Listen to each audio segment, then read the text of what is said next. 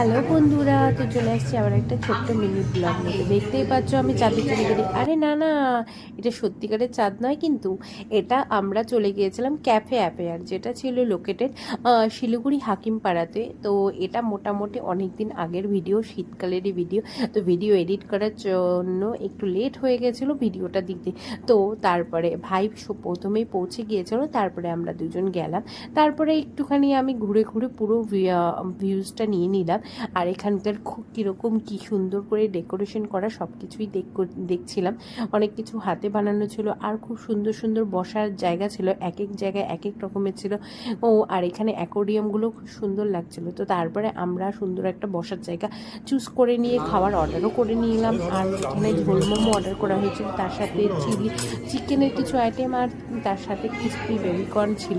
তো যাই হোক, খুব টেস্টি ছিল খাবার, খুব ভালো লাগলো খেয়ে। আর একটু হয়তো রেটটা যাই হোক বেশি, কিন্তু খাবার খুব টেস্টি ছিল। তো তারপরে এখানে অনেকক্ষণ টাইম স্পেন্ড করার পরে এখানে দেখতে পাচ্ছ প্রচুর ভিড়। তারপর ফটো টটো তুলে আর সুন্দর করে একটু ভিডিও বানিয়ে নিয়েছিলাম।